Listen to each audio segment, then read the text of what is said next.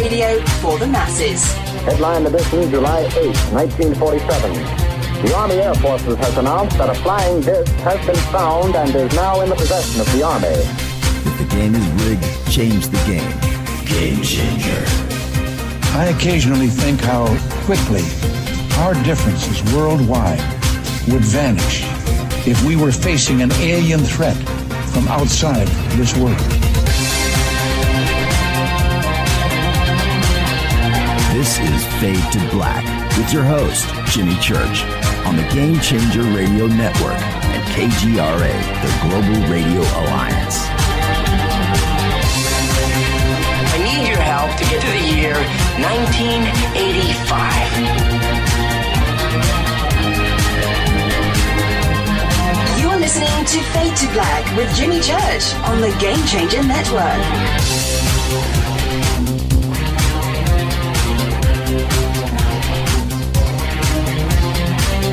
Good evening. Fade to Black. Bespoke radio for the masses. How you doing?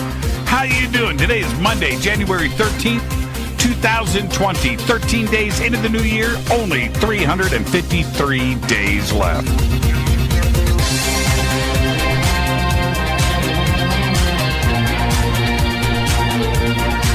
We are live from a bunker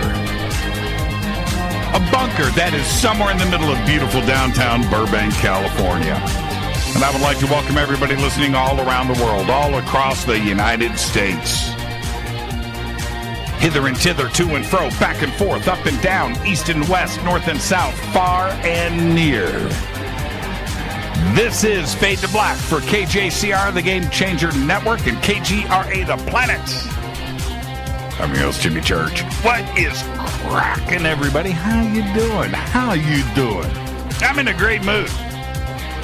Yes, I am, because tonight, kicking off another sensational week here on Fade to Black, we have Linda Moulton Howe.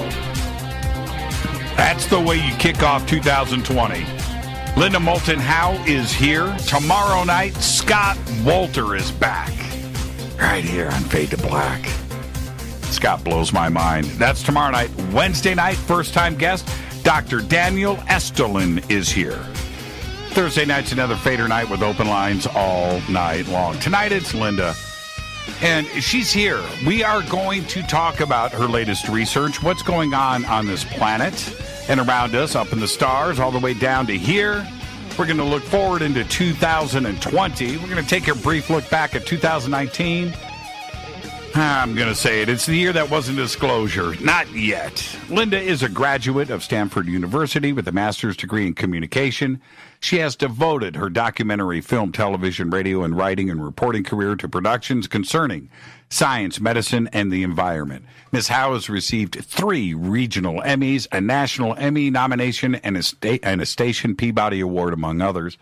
And, of course, she has EarthFiles.com. She has appeared on Ancient Aliens since its first season.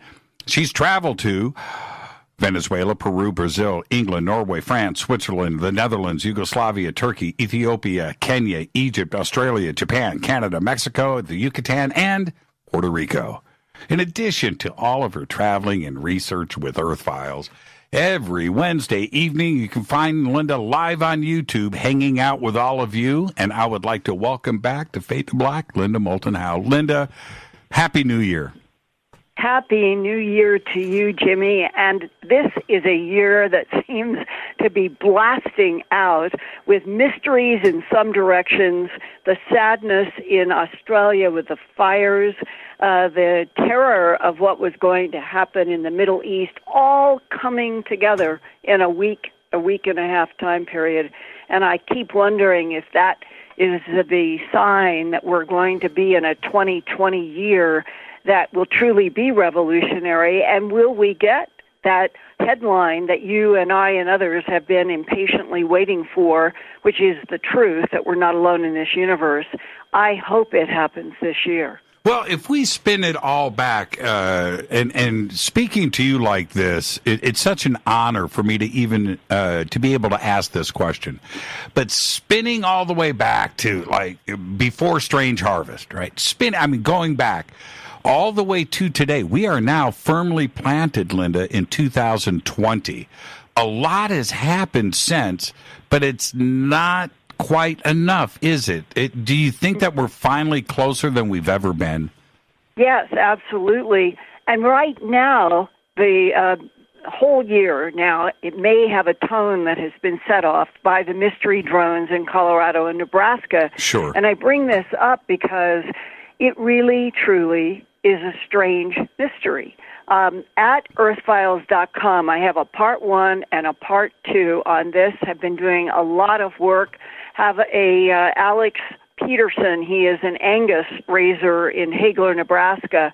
And I had worked with him in the past on mutilations that were bloodless, trackless, and highly strange at his ranch way down in the southwestern corner where Nebraska and Colorado and Kansas meet. That's where he is. Mm-hmm. Well, he has been personally seeing and recording what he says it's got to be either drones or something that is on some kind of a pattern, because it has been coming every night since I first talked to him about 10 days ago.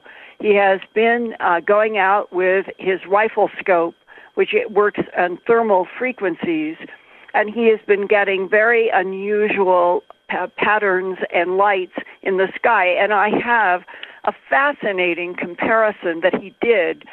When I asked him, I said, can you take your rifle scope, and if you all listening go to secret government task force about mystery drones in Colorado and Nebraska, no explanations really to date, and you scroll down, you will come to a series that starts with a photograph of the Angus rancher's site mark, and it is a rifle scope that he has been using mostly in 4.5 power, trying 9 power on some. But I told him to be consistent and that we needed a baseline pointed at Venus and run that so that we could see what would happen on a known quantity. And if you go down to his January 2nd, 2020 thermal rifle scope, there are 3 for comparison. And in the last one, the object that we compared with Venus, it is moving, almost like vibrating, and he had his scope on a tripod on the ground, so it was well established. Mm-hmm. And then on January 7th, 5 days later, he did the same exact thing, trying to make sure that everything was held down. And when you look at these videos, something really strange happens. The light, the drone, the whatever is in the sky that has been flashing and pulsing, which is what most people have been seeing, it does a swoop and turns in to 3 like triangle positions of white lights, totally unexpected. And then as you look at his crosshair in the rifle scope, you can see exactly how they ended up at the end of his video, starting out as flashing lights that he thought were a drone. And he said, what are we talking about here? How are they changing from one thing that is flashing to something that suddenly becomes 3? Well, he got that video, sent it to me, and on January 7th, later that night, his sister-in-law, she saw a light moving in the sky. She got her iPhone out, and then the video that is here is to compare with Alex's. It is the same kind of thing. It's a flashing light, and suddenly it does a swoop, and it ends up with morphing into this like a 3-leaf clover.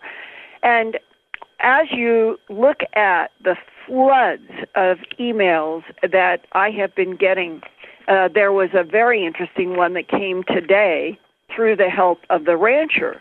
And this is from a man who lives in the Nebraska and Colorado area. He writes, quote, "I first saw these things this past summer. It was at around 11 p.m. or midnight, and they were flying all over the eastern Denver metro area. They were in groups of 7, and they would fly a strange pattern. They would hover, and then one would replace the next one, and then that one would move on to the next one in a huge oval pattern. I've seen them over Aurora as well." And now, if this is correct, this didn't start in mid-December. And if it didn't start in mid-December, what happened that suddenly we started getting headlines coming out of the Denver Post and other media about the appearance and the Facebook that began to be having to do with Colorado and Nebraska chasing drones? It opened up, and there started to be an increasing flood of people posting their own sightings, their own photographs, their own videos. And adding to this is the mystery of all of what's been being reported is generally flying at night. Sometimes people are seeing swarms of lights, some up to 20 or 30. There is a photograph that I have at Earth Files that came with a U.S. Air Force photo, like this is who took this photo. Right. So the drones are flying at night. They sometimes fly in these coordinated swarms that U.S. Air Force photo shows. They fly significant distances. Alex himself, he said in the one video that is at Earth Files, and you can hear, he said, "I had that scope, my rifle scope, on one of these lights for 2 solid hours." Well, if the drones are as big as people have said, and some of them, they have been compared to an 8-sided stop sign, one of the big octocopters. Right. They can only stay in the air for a charge of about 19 minutes, and then they have to come down and be recharged. So what in the world is to a smart Angus rancher who says, "I have seen one of these things through my scope. It looked like an 8-sided stop sign. I think it was one of those big octocopters. But, Linda, it stayed up for 2 hours. How is that possible? Why? What is this aerial thing?" Well, then you get to, if you're flying a drone at night, whether it's a Big 8 or something else, by law for the FAA, they have 2 sets of records for commercial drone flyers. And one of them is called Part 107, and that is the one that is the most common. And if you're going to do any of those categories of night flying, coordinating with other drones, let's say in a swarm, or going long distances, you have to get waivers on your Part 107 if you are checking in with the FAA, which is what you're supposed to do. Well, aren't you also, let me jump in. That's a really good point. You have to get certified by the FAA. And that's it. And there is software that is embedded, and until you get certified, those drones don't even fly. So they have the records, right? And to circumvent this, how would they get around the FAA's regulations? It seems like the FAA would know that there are swarms of drones flying in patterns, and everybody's in denial. I don't get that part. That's the whole reason to certify everybody, so this doesn't happen. And this past weekend, Jeff Wise, who works for the War Zone, he did an excellent article, Who's Behind the Mystery Drone Swarms, and he was looking at this FAA permission. And he says that The FAA, which I also am very aware because I've tried to get some comments, the FAA is being silent. Homeland Security is being silent. I thought that probably one of the best comments that has come from anybody in authority was last Monday, a week ago, when they had the meeting. They met the FBI and Homeland Security and FAA and sheriffs and law enforcement, and they all met in Brush, Colorado. And the idea was that they were supposed to come up with a task force to try to get on top of what is happening.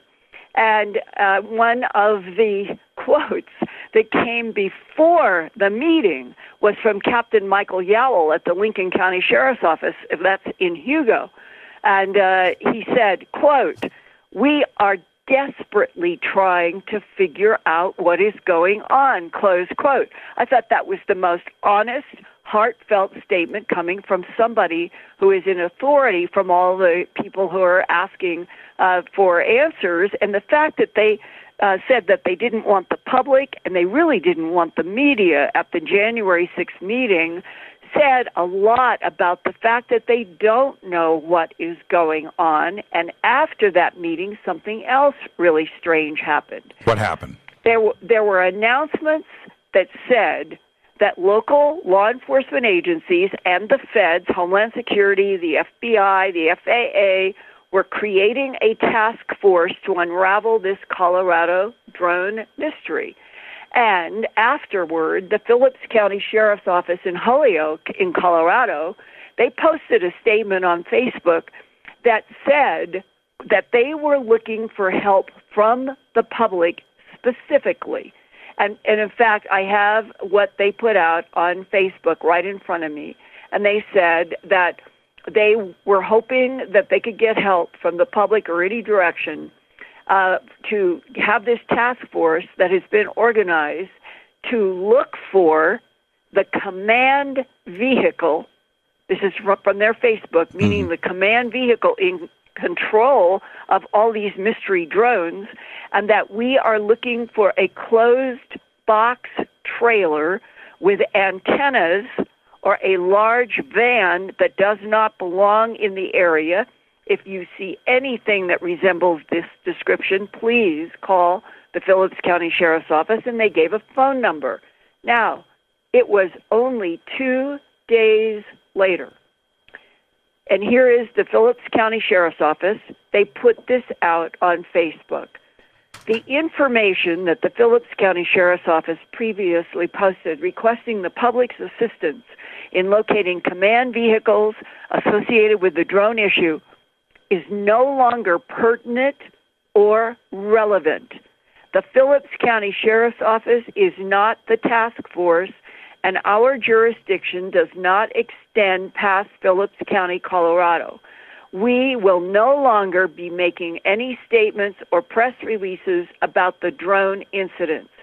What in the world happened between January 6th, when the headlines went out and were covered by CNN even about the fact that this task force was looking for a command vehicle, and 2 days later, on January 8th, the Denver Post and all of the media carried that Phillips was going public and saying that they were no longer looking for this. What happened, and who in the silent FAA and the silent Homeland Security offices, what do they know?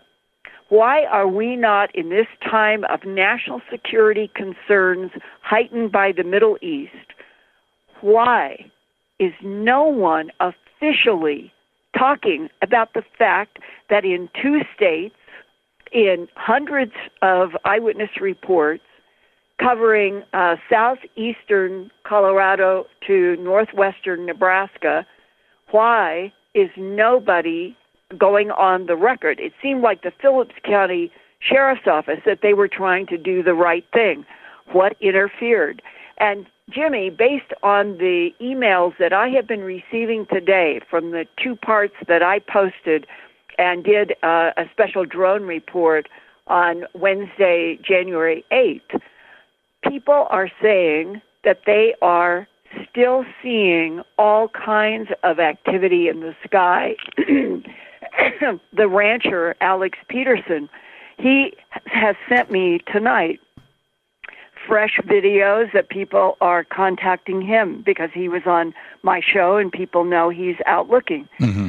So what in the world do you think, if you go to speculations about military activities, there was one email that I received today from Alex Peterson who said, people around me are posting that in the Sydney and Potter area of Colorado, which if you go up to Sterling and then you go north, a little northeast, you come to Sydney and Potter in that area. Mm-hmm. And this is the quote, they are seeing massive amounts of military activity. Do you think that they are moving something for some reason? Well, so I put this out to you and your audience.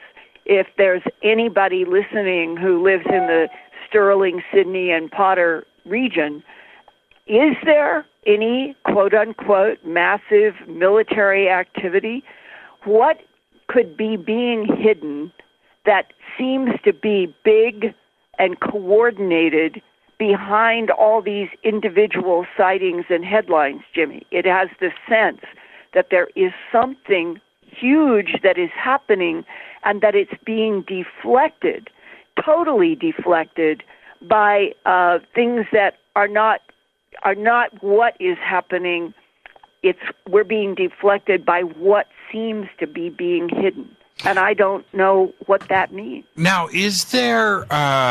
Okay, I've got 100 questions. Let's get to a couple of basic ones. This part of the country, and certainly this area of Nebraska and Wyoming and Colorado, from Fort Collins up to Sydney and over, Stapleton, that whole area, it's covered with Minutemen missile silos. Right, well, and is that what my understanding? No, once upon a time it was. Well, but my point. I tried to straighten this out in my Earth files. I have a map in Part 2. It is the current map of some 400 LGM 30 Minuteman IIIs. Right. These are American nuclear missiles, and they are distributed. This big map shows that they are in underground silos at Francis E. Warren Air Force Base in Cheyenne, Wyoming. They are at Malmstrom Air Force Base in Great Falls, Montana, and Minot Air Force Base in Minot, North Dakota. Right. Where they used to be in many other areas, sometimes not even known to the public, they were much more widespread once upon a time, and there were some in the Sterling, Colorado region. My understanding is today, unless we're being lied to on that as well, that they don't exist anymore, but the question came up that some of the first drone sightings in mid-December seemed to be in the Sterling area. Right. And that Washington and Yuma counties in Colorado, those sheriffs were the first ones dealing with the drone reports. And that's when people said, well, maybe it has something to do with the old patterns of where the missile silos were.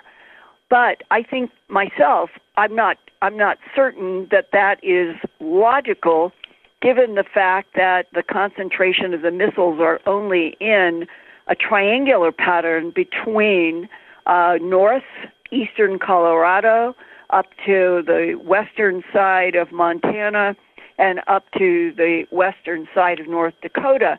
And we're talking about the drone activity moved from Yuma and Washington counties in Colorado, moving easterly from the middle of December. And ever since the New Year's, it has seemingly been more and more in Nebraska. Now, some people have said, is it going to go out of the borders of Nebraska? Well, this morning, I got an email from somebody in Connecticut, and they said, I watched your show. I've been looking at your Earth files. I'm looking at the photographs. I'm looking at the videos. And Linda, I think that's what we've been seeing over Hartford, Connecticut this past summer. And suddenly, and they said in the email, but it's not easy to call up anybody and say, are you seeing lights above your house? And that hit me for the first time, that a lot of things could be going on and people do not want to be criticized. They don't want to hear sarcasm about looking for lights in the sky. So maybe something else, this is a bigger in terms of geophysical, geographic area. Maybe it's been going on since the summer of 2019 in different places, and that the whole big reason for whatever is happening is being deflected by the headlines having to do with drones, drone operations, drones that people would be flying legally or illegally. But here is another period on that question. A lot of people were saying, having to do with F.E. Warren, that maybe they are responsible for putting out secret drones because of national security reasons, and they don't want anybody to know it's military. Well, the War Zone took that to F.E. Warren, and they got a really strong denial saying we have nothing to do with this light activity. And you add all this up, and this is like one of those events that everybody thought was going to be solved each day, and now it's coming up to a month, and I don't see any answers. This could be something much bigger than just drones, lights, and something in the sky. I heard reports right before showtime. I didn't get a chance to mention this to you, but I've heard about reports now coming in as far east as South Carolina. Well, see, that would fit in to Hartford, Connecticut. It'd be right along the East Coast. Very interesting. Now, how long, and I want to continue this conversation after the break, but how long is it going to be, Linda, before these ranchers start to take this matter into their own hands and start plucking these things out of the sky? They've all got guns. Well, I asked Alex Peterson, who is a very smart, very, very successful Angus rancher in Hagler. I said, what is the tone? What is the feeling among your fellow ranchers about this? And here is his answer. He said, everybody is afraid of anybody trying to shoot down one of these drones because you'll end up in jail. And that is one thing that the FAA has tried to make clear. If they don't have answers for what's in the sky, they have made it very clear anybody who tries to shoot down anything and then it lands, they will be jailed. Even if it's over private property? No, well, the rule is if you shoot down a drone, you're going to go to jail, and then you're going to be in court. So I would not advise anybody, and I know that the ranchers are saying that to each other, do not try to shoot down one of these. And then on the flip side is, even if the ranchers and residents are talking logically, don't try to shoot down one of these things, why is it that we are getting so much silence from everybody, from the sheriff's offices to the FAA to Homeland Security to the FBI? Why are we really getting nothing but silence? And that one captain's, we are desperately trying to find answers. Yeah, and that Facebook post, by the way, to say to follow it up with "thank you," right? You look at that post and you're like, wait a minute, the public is wondering what is going on. You were on our side, now you're backing out and saying thank you. Yeah. Who's working for why? who?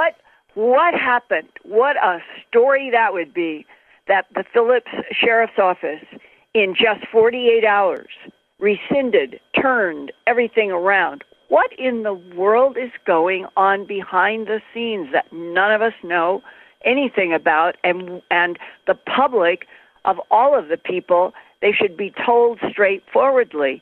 If there is some kind of concern and they are looking for something, they're looking for a missing nuke, they're looking for something that has fallen out of an airplane, the best thing they could ever have done a month ago is just tell, this is what it is. You're going to see these grid lines. We're searching, and whatever they would need to say about whether or not they thought that it was explosive or it was inert. But to have all of this silence and leaving only the people who are seeing the objects in the sky and all of these strange contradictory reports, one of which, silence. How many people I have now interviewed who said they thought that one of these lighted drones was 400, they estimate 400 feet above their place. Mm-hmm. And they can't hear anything.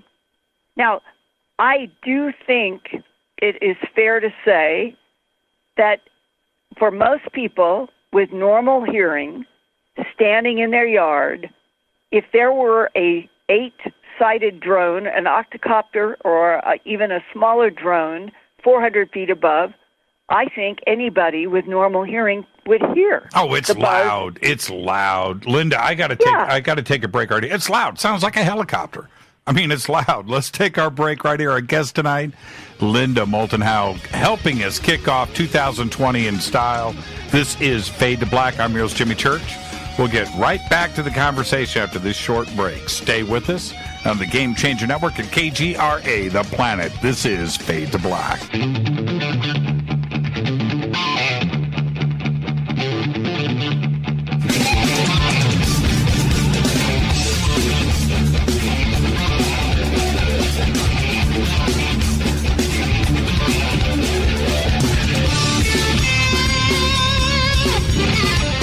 Welcome back, Fade to Black. I'm your host, Jimmy Church. Coming up next for us is the Conscious Life Expo, February 7th through the 10th, 2020, at the LAX Hilton. Tickets and info over at ConsciousLifeExpo.com. Linda Moulton Howe's going to be there. You excited? We're going to be breaking bread, Linda, in 3 weeks here in Los Angeles. Great. Oh, I always love Conscious Life Expo. It's one of the most fun conferences. It's, my trip that I enjoy so much about that, when you pull up, the second you walk into the Hilton, the electricity just flies right up your leg. It's nothing but good vibes. Yeah. Yeah, people come running, and you are in great conversations instantly. And because it's vertical in the LAX Hilton Hotel, meaning you're staying up, but you're meeting everybody down on the floors for the conference and having dinner and everything, and it just is compressed fun. It is. And we really look forward to seeing you once again. And, of course, you're going to be, once again, helping me out with the Ancient Secrets panel this year, and it's a great way to kick off everything on Friday night.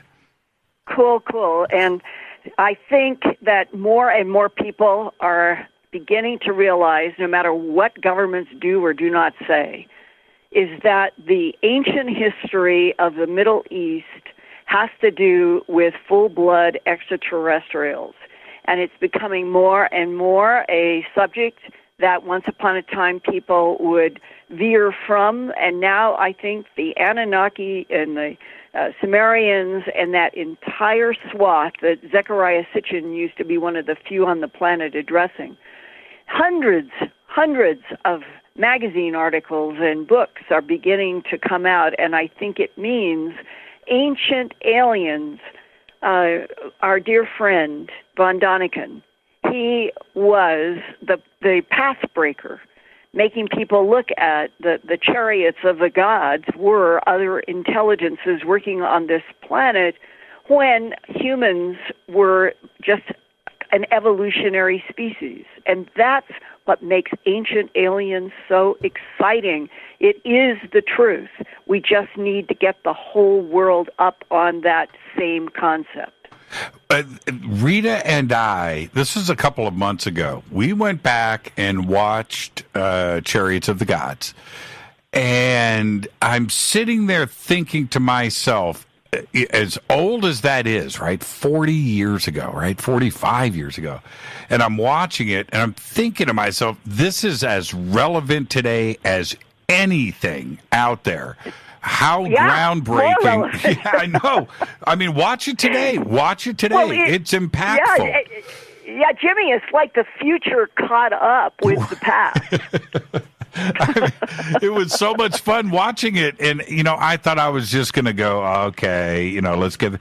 But it was just one thing after another. And it's a fresh reminder of how forward-thinking Eric was in not only writing the book, but putting that documentary together and the kind of legs that it has had. It is a tremendous film. Tremendously groundbreaking. Yes. He was ahead of his time, and that's what I mean. The future caught up with the past. And he will go down in history as the groundbreaker on the big truth, that this is a planet in which other intelligences have manipulated DNA and already evolving primates to create a whole series of humanoids of which we are one, and that there is a huge, huge truth yet to unfold about what really is in this big universe that relates directly to what happens on this planet. That's the part. Until we get that big headline out there with government and political forces backing it up, we're not alone in this universe, and we deserve to be introduced to which are friendly, which are neutral, which are hostile, and the reasons why. And then baby humans will finally start growing up. And until that happens, until the headline, until this world moves to the truth, we are babies that are kind of abused by lies and denial.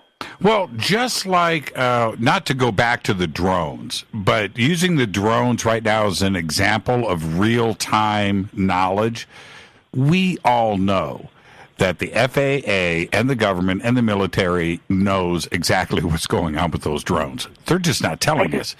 And I think so too, Jimmy. And here there's one really important point that we should add, and that is that on January 2nd, the New York Times, on the front page, did a story about all of this, and their headline was, "It's creepy. Unexplained drones swarm by night over prairie." And in this huge article that went from the front page to a whole nother page in the New York Times, there is a paragraph about what Alex Peterson, the Angus rancher, also told me. And that is that some people have been seeing, and I have a photograph, it's in my earthfiles.com report right now, I'm looking at it. It is a photograph of an all-white fixed-wing plane, sort of like a Cessna shape. And through binoculars, through Alex's rifle scope, all of it, there is not a single letter, number, pattern. There's nothing on this plane and others that people have seen. It's all white. That also violates FAA rules, that there should be letter, number, identification on all civilian planes. So why would anything, whether it's military, whatever it is that is behind this, why would they almost flaunt in daylight, because these have been seen in daylight in the sun, why would somebody be flaunting all white Cessna fixed plane looking shapes in the blue skies of Colorado and Nebraska? You know what would be the bigger issue? The bigger issue is if they don't know what's going on. Now we've got a problem, right? I mean, that's a problem. That could be why they're so silent. Right. I mean, seriously, in today's world of technology where everything is tracked, followed, monitored, listened to, we know that this is going on. And to have right in the middle of our country swarms of drones flying over ranch land in fixed patterns over a grid, and nobody apparently knows who, what, when, or where. That just doesn't make any sense to me. And if they truly don't know, then we do have a problem. Right. And you're making a really excellent point. On the one hand, we're saying that they know, and that's why they are silent. But if it is the flip side, which is they don't know, then it's an even bigger issue, because if they don't know, what are we up against? And that's when it becomes really, really eerie. Somebody sent me a video that they shot of 2 drones, and it's just like all the other videos that we've been watching. But I'm listening to everybody's reactions in this video, and I'm looking at it. I blew it up on my computer screens and looked at it really close and froze the frame. It's loud, you can hear it, but it is big. And the other part, and the one that I was looking at, you could see some type of fuselage, only for a second, going down the middle. But this thing is lit up all around, and it doesn't look like it's 6 feet or 8 feet. This looks like a pretty substantial sized drone. And then but it kind of had triangle lighting on it, like it was made to look like it was something else. And right behind it was another one. And I'm watching this, and it's the craziest, creepy thing to see. It looks, I don't know. It feels military to me. And the other thing is, Linda, I'm going to be honest. If they just came out and said, look, it's secret drone stuff. We're testing it. We've got Air Force bases in the area. That's all it is. Nothing to see here. You know what? Everybody would relax. Okay. Yeah. All right. We get it. Go do your thing, military. Okay. All right. But to come at us with, we don't know what's going on, from the FBI and the FAA, the Air Force bases, and no civilians have been busted or nobody's come forward. We've got a mystery here, and the public needs to feel a little more secure than what we're being fed right now. And silence is extremely peculiar in a time where national security is of such a big force. And I want you to hear something that Alex Peterson told me in my videotaped interview that I used on my January 8th Earth Files live stream. Let me jump in real quick. Everybody, I posted Linda's links to the report and everything that you need to see. It's right there in Twitter. So there you go. Continue, Linda. Great. Thank you, Jimmy.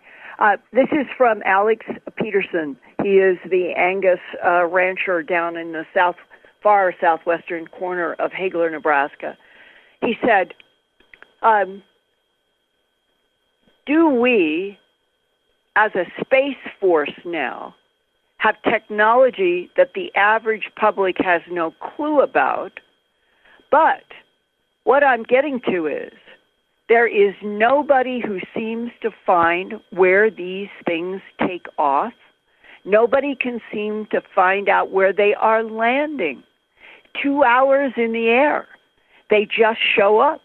Are they being launched from 50,000 or 60,000 feet from, let's say, a floating aircraft carrier high up in the atmosphere, and they're coming down? Is that why nobody can seem to find out where they are launching from or landing? And then he said, I know there are millions and millions and billions of planets out there, and possibly there is other life, and they are here. The government doesn't know what to do. They would explain the secrecy to this whole thing. But the amount of drones and the amount of money that each one of those drones would cost to be able to, we're talking $50,000 to $150,000 drones, to be able to stay airborne, the number of hours to fly 500 or 600 mile circles. I mean, there isn't anything even closely available to the public right now, close quote. I thought that was one of the best summaries that I've heard. Race just sent me this a couple of minutes ago. He said there are reports that the university there in Boulder has a permit to fly multiple drones from one central location. And I find that interesting if that is indeed the case, and I'm sure that they do. It's a university, and they're doing this kind of research. But with all of this publicity, wouldn't the university come forward and say, hey, nothing to see here, it's just us?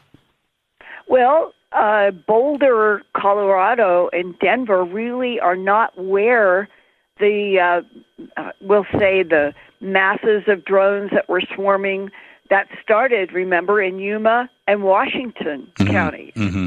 And that was a month ago in middle December. And then the reports just kept moving like in waves going to the east into Nebraska. So even if the University of Colorado in Boulder had FAA okay certificates at 107 to fly drones for whatever they might be doing at the university, that wouldn't be the center point from which everybody started seeing the swarms. Yeah, it goes all the way from Fort Collins nearly to Lincoln. It goes halfway across Nebraska in both directions, too. It covers this half of the state, north and south, and over half of the state, east and west. It's a huge, huge geographic chunk of land. And everybody kind of that I had been interviewing, I did a lot of phone interviews with people that were in Nebraska and Colorado about a week and a half ago. And everybody kept expecting that it was going to either end or move over into Kansas and going further east. And it has not. So why is there a concentration in southeastern Colorado and southwestern Nebraska? Now, ultimately, it's the million-dollar question, Linda. What do you think is going on? Well, I sense in my gut that there is something that is way bigger than all of these little pieces. It's like a pointillisme painting. The pointillisme painting in France is made up of 1 million dots of different color. And you have to get back 100 feet, 50 feet in a museum to see pointillisme painting. Because when you're up close, all you see are the white, black, blue, green, yellow dots. But when you start backing off and you get off 50 or 60 or 100 feet, you can see these magnificent images. In a way, this whole swarm drone story has hit me as we're in a pointillisme. And right now, tonight, we're talking about the details, which would be the dots, with a feeling that if we could back up far enough, get more information, we would see the big picture that just seems to be right on the other side of everything we're saying. Is it related to new technology? Is it that the new Space Force wants to do something about grid search?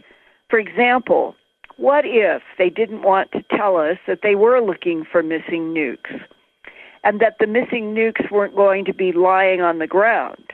Maybe they are doing something that would be deep ground penetrating radar, some new, brand new kind of technology, and that they are looking for things underground.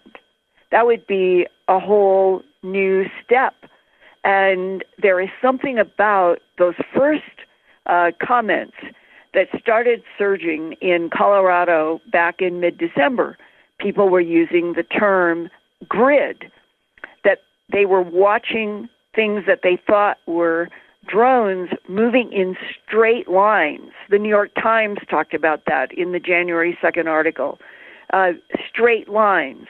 Later on, as we moved into Nebraska, Alex Peterson and some of his friends and colleagues, they haven't been talking about things flying a grid as much as, I'll give you a classic. Alex has seen this more than once. There would be maybe half a dozen objects, maybe at 400 feet. Definitely, he thought, not higher than 800 feet. And there's several of them, and each one is flashing red, green, and white lights, but not like a civilian fixed-wing airplane. That the rhythm of the flashing is very different from what people would be seeing if it were a Cessna or a Piper Cub or something. And that he became aware, as he was trying to focus in on some of these flashing smaller drones about 400 feet, he became aware that higher was a steady, solid red light. And he estimated it was at least 1,000 feet, as if it were above, and that's the question, controlling the lower drones? Right. Monitoring the lower drones. What's the relationship between the steady red lights that people have seen high and the lower that they think are drones, but with this strange pattern that is flashing differently but has the same color almost? And he raised that. He said it's almost like something is mimicking, trying to camouflage itself as what we would think of as a normal civilian small plane. That's what I saw. Yes, I agree with that. Yeah. That's what I saw. Yes. Yeah. And what about it's flashing too fast? And before we hit this break, I've also heard and read many reports from eyewitnesses saying that they would watch a couple, maybe three, that would stay confined in a certain theater, right? And that they were staying inside of this grid pattern while other groups were in another area, but they wouldn't go outside of that area. And that, to talk about creepy, it's very organized. Well, and it means that something is programmed. They're AI. Right. That they are very programmed. And then if you add the possibility that they are a new technology that has the ability to move in grid patterns, moving as a group under the brain of something like the steady red light, and that what they are looking for, and that they have a technology for deep ground penetrating radar. This would mean that they could go over the state of Colorado and Nebraska looking for a nuke that's underground or anything that's underground in a way that we've never heard of before.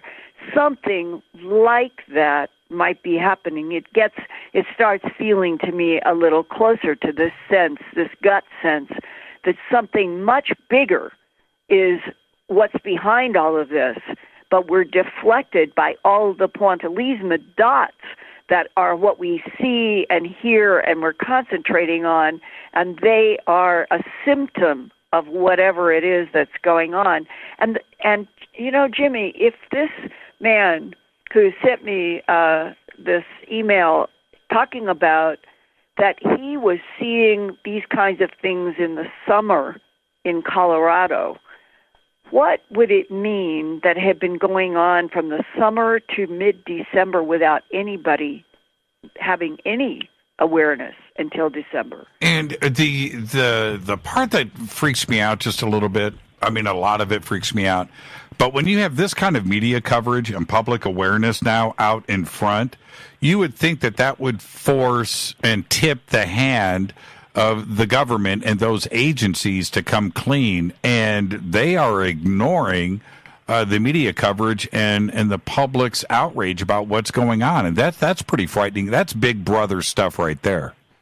Well, it is like flaunting in our face, right? That no matter how many meetings and agencies are bringing themselves together to say that they're going to have a task force that's going to solve this, and then they end up contradicting that by rescinding everything that they had said, leaving, to me, the sense that they thought they were going to be able to do X, and within 48 hours, it had become clear to everyone that they were not going to be able to do X.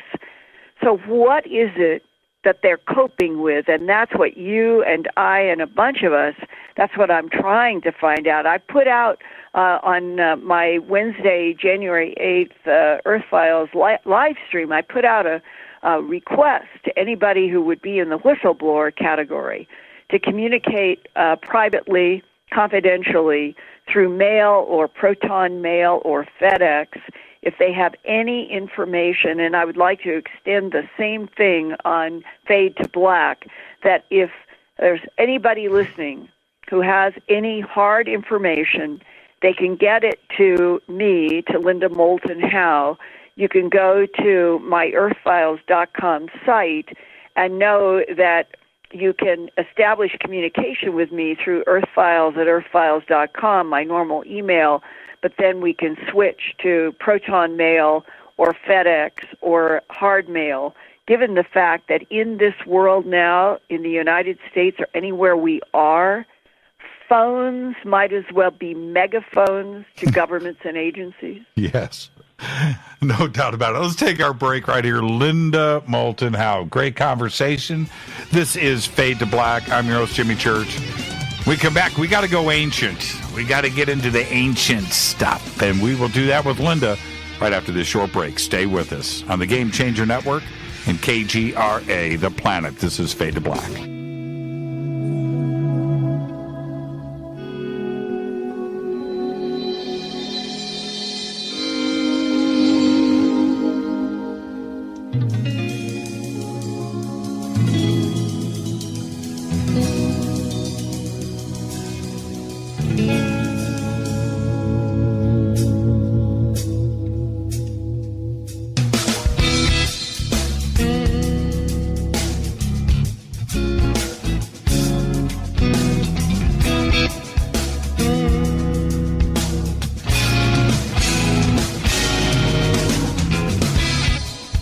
Welcome back, Fade to Black. I'm your host, Jimmy Church. You can follow me on Twitter at JChurchRadio. You can follow Linda on Twitter, very simple, at Earth Files.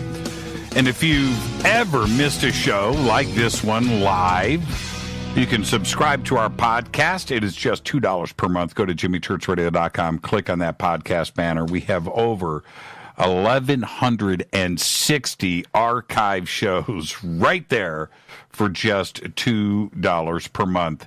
And also you can head over to earthfiles.com too and join Linda and subscribe over there and get all of her excellent reporting.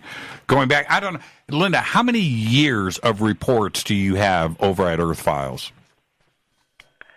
About 3,000 now in depth, and those 3,000 represent something like 60,000 images, maps, illustrations, and I use it so much in my work, going back into the last, well, it's 1998 to 2020 now, and that I find myself remembering, oh, I interviewed that scientist, and I remember, and then I go and I do a search, and I find that report and that whole huge depth, and a lot of my reports have MP3s that are embedded of all of the radio broadcasts I have done with Art and with George on Coast to Coast and Dreamland and work that I have done. So there's a lot of embedded audio, and it becomes so valuable. It is now for me like a living archive of my own work. It's amazing. I can't believe that much time has gone by. It's a blur to me. I wanted to ask you this. We were talking about the blur of 2019. But in my opening rant tonight, I spoke about this, and I've been holding off on this, Linda, for a while now. But check this out. We all know about the Great Pyramid, and it was built, between 2580 and 2560 BC, and the 2.5 million stone blocks, blah, blah, blah. We've all heard that over and over again. But what most people don't realize is that Khafre and Khufu, those two pyramids, were built at the exact same time. And it's not 2.5 million blocks; it's 5 million blocks, right? Right. And that's the part that nobody wants us to know, because it's hard enough to digest that pyramid was built in 20 years with 2.5 million blocks. But if we were now told that it was 2 pyramids and it was 5 million blocks and it was this, nobody would buy into it. And if the orthodoxy, if organized archaeology and historians and Egyptologists don't want to talk about it, what else are they holding back? Right? I mean, isn't that what else do we deduce from it? Well, the truth is threatening to careers that have been locked in by being on a planet for 5,000 years. We have been lied to by power brokers, and that all of the history and the so-called ancient history and the way we have interpreted the evolution of humans and what happened in Egypt and the Middle East, all of it has been concocted. And remember John Anthony West, God bless his soul wherever he is now in all of the vast dimensions. It was at Contact in the desert about 5 years ago. It was about a year before he passed. And he and Robert Schoch and I had spent a lot of time talking about what really is the true age of the Sphinx. Because when they broke ground, John Anthony West and Robert Schoch, all the way back in the early 90s, they held a press conference, I think it was in New York, made the press everywhere, that they had done a trip so that Robert Schoch, Yale PhD in geology, could examine what John Anthony West had always said was water weathering on the Sphinx. And Robert Schoch agreed and estimated at that time, back in the early 90s, that the water weathering meant that the Sphinx must be about 14,000 years old. And that was more than Göbekli Tepe. That was twice what had been the accepted age, right? Mm-hmm. That 5,000 years ago is when civilization just suddenly popped out in humanity. And that John and Robert Schoch, they both said, it makes no sense. And the water weathering on the Sphinx, when they did history and went back to when there would be patterns of Nile flooding and rain, they found only one time period that could possibly match what they were calculating, and it was 14,000 years ago. Well, at Contact 4 or 5 years ago, John came up to me, and he took a hold of my arm, and he looked and he said, you know what? Bob and I, Robert Schoch and I, have come to the conclusion that the Sphinx is at least 40,000 years old. Now, so that was 4 or 5 years ago. In 2018, August, is when I was able to do the videotaping with the Spartan 1 and Spartan 2 whistleblowers. One retired as a Commander Navy SEAL and has been to Antarctica and has walked these long halls and been in these 62-acre rooms. And he had missions not only in Antarctica but with another one in Egypt, where often our Navy SEALs are used to go in and let's say it's a scientist, and they will quote-unquote extract a scientist from a mission, whether it's in Egypt or Antarctica or wherever it is. And on that one particular mission that was involved with Egypt, he was talking with an archaeologist as a Navy SEAL, and that the archaeologist said to him, and he said to me when I was doing the interview, that archaeologist said that the Sphinx is at least 40,000 years old, 35,000 to 40,000 years. Right there are beginning to emerge cracks in the old, we'll call them strict rules, that humanity was not civilized until 5,000 years ago. And that the preceding civilizations that if Eric were talking with us right now, he would say the chariots of the gods are the extraterrestrials who have been interacting with this planet long before Homo sapiens sapien, this current model, and that whether they were Anunnaki from Zeta Reticuli 1 and 2, which is one of the hypotheses, that they had come here maybe 1 million years ago, 2 million years ago, or as one of the most important discussions that I ever had with anybody who proved to me they had worked for the government, they had worked for the Defense Intelligence Agency, and wanted to talk with me as he was retiring, and said to me this quote that I've never forgotten. Linda, our government has proof that 3 competing, in conflict, civilizations from other places in the Milky Way galaxy have been terraforming and harvesting genetic material from this planet that they consider to be a laboratory for at least 270 million years. Now, assuming that that is a correct statement, and I do think that it is, but how do we prove it until the government stopped lying? If it is 270 million years that 3 competing extraterrestrial civilizations have competed for genetic harvest, have competed to extract gold and other rare metals from the earth through beam technology that they can do by molecular extraction. If all of that has been the big truth, and we've all been kept in the dark on purpose for reasons that are not exactly clear, then 270 million years. Now you have to come down to where?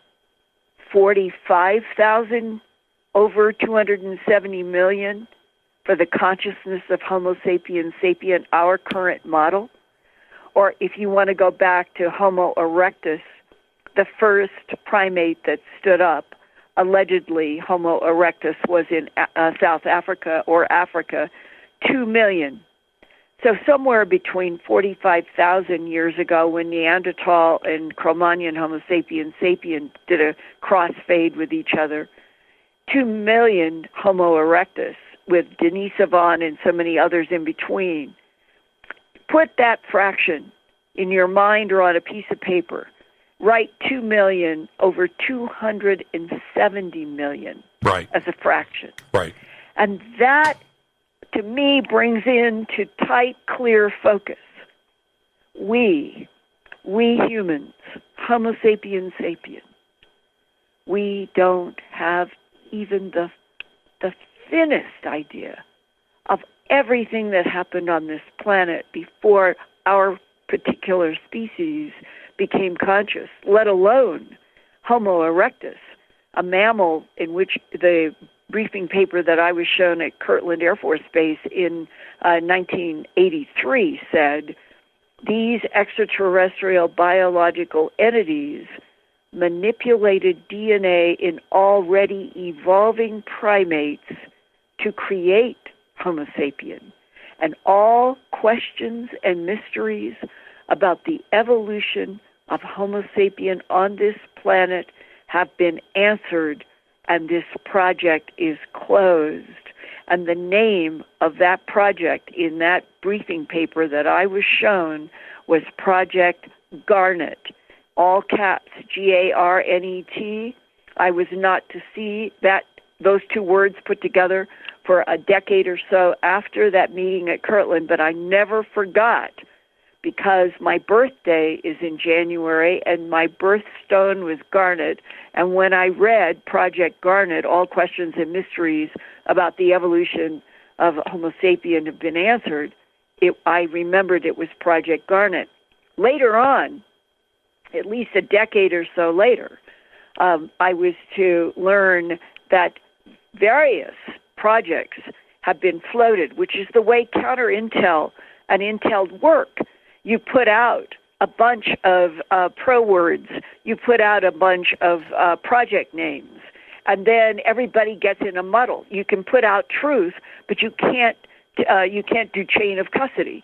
You can't trace back a name to the original file, and they do that on purpose, as a cloud, as a fog. Well, later on, I was to find what I think was given a document that showed that particular project about studying the evolution of Homo sapien and relating it to all of the mysteries having been answered because extraterrestrials made humanity, that was Project Garnet. So you do get reinforcements sometimes in this wicked landscape of razor blades trying to always keep us from the truth. But I have not one question, Jimmy, that those statements that I read on April 9th, 1983 at Kirtland Air Force Base when I was working on that home box office documentary, that those were true. And that I am not offended. I'm not scared. It doesn't make me want to fall down on the floor to face what seems like a logical statement that other advanced intelligences in this evolving universe would end up in this little arm in the Milky Way galaxy where there was this magnificent planet that probably is quite unique with 2/3 of it in deep ocean, perfect laboratory for all kinds of life experiments, and that would be the big box. And another thing that I was told in the last 10 years is that our government is puzzled about the fact that they know, and that must be because they've had interstellar travel since the 70s, that they know that other planets around other suns in other solar systems also have pyramids, and that the implication is that there have been pyramids built on tremendous numbers of planets by a very advanced civilization. Where is that civilization today? And why this is what is so puzzling to me. What is the big deal? Right? I mean, right. What is the big deal? Just talk about it. Let's have a conversation. Let's look at what's the truth. Right. What's the big deal? Truth. What's the big deal? Why? Well, I'll tell you what the biggest argument that has been given is that it would upend religions. God would be replaced by extraterrestrial biological entities, and that was the truth. And I can say from living a life in which the evolution from being a child and interactions that I have had with blazing white crosses that have saved my life, that I am convinced that there is a divine field, that's what I call it, and that all matter universes, I don't care if they're infinite, that they are an evolution out of the divine field, and that if you have a soul, which I think humanity does, that soul can call out and interact with that divine field. And once you feel that and live it, which I have in my life, I am here because of it. I have been protected. I have literally gone from a mortal situation to being alive because of this interaction and these blazing white crosses that have saved me. Right. Then the extraterrestrial biological entities, I don't care if there are 1 billion, trillion civilizations in this universe and that there's an infinite number of universes and dimensions and timelines. They all have a relationship, I think, of source in what I call the divine field. And that, to me, is the real relationship between that force, that animus that is in each human body container, is in my fluffy and chocolate cats. It is in life.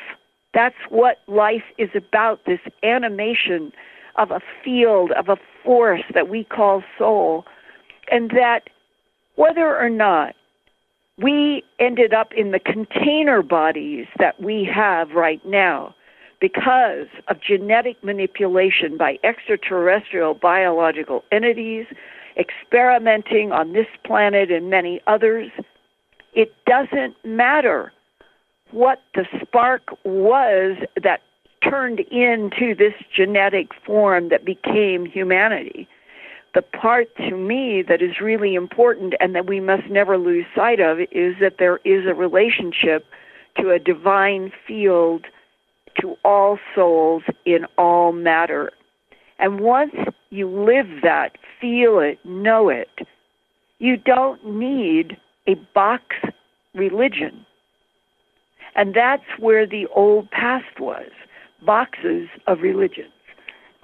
And that's why, to me, that argument that the governments say you can't tell anybody the truth because civilization will collapse, religions will fall apart, the stock market will fall apart. If we know and learn the whole truth, as I have in my life, something wanted me to have this, I guess, this evolutionary insight and this feeling of a tremendous connection to a divine field, and that I would wish this for all of humanity, and that we don't need boxed names. When you look at how many wars in the last 5,000 to 10,000 years have been fought on this planet over whose God is superior to another, it puts it into perspective for me. That's right. That we should not be fighting each other or warring with each other over some kind of manipulated boxes when every single one of us should have one common denominator, our souls and the relationship of the souls to the divine field. Fighting over imaginary borders, right? And see, yeah. and this is the thing, and this is the truth. This is the bottom line.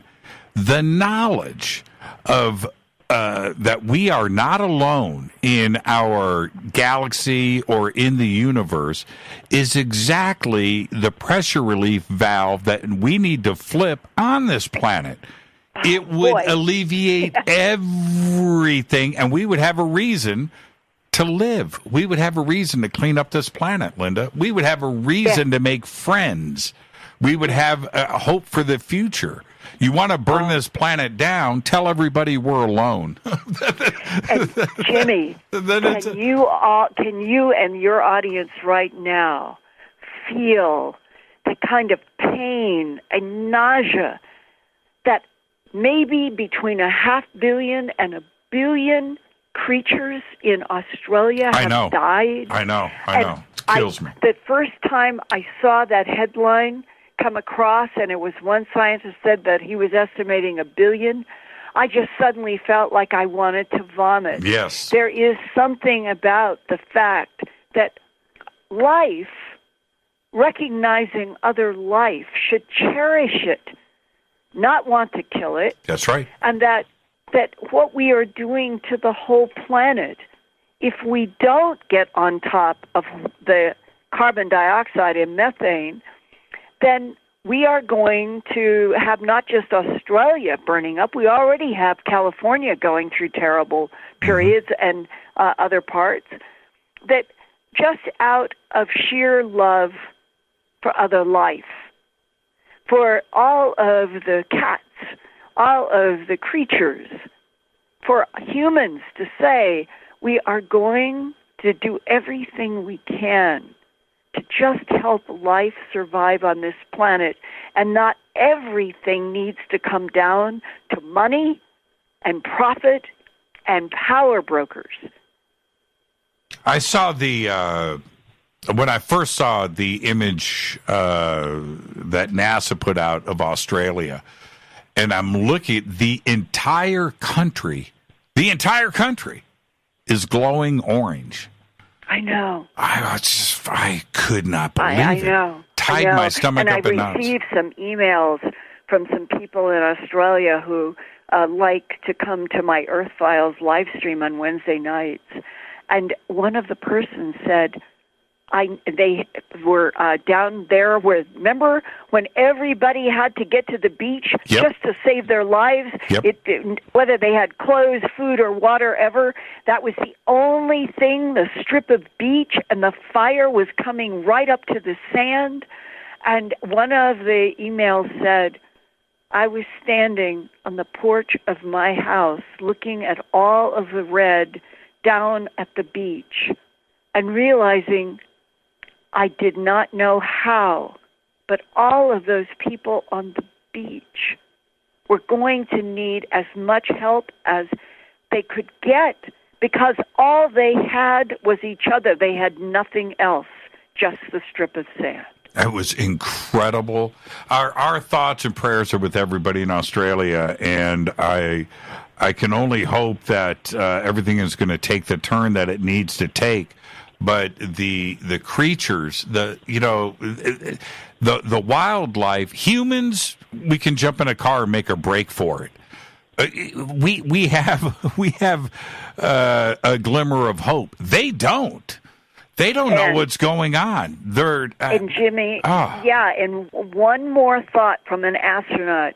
I used to go to the Lunar and Planetary Conference down in Houston just about every year, and I heard one of the astronauts do a keynote one time, probably back about 18 years ago, but it means he was thinking and NASA was thinking and they were all thinking about this. And the whole keynote was, we must get a base on the moon.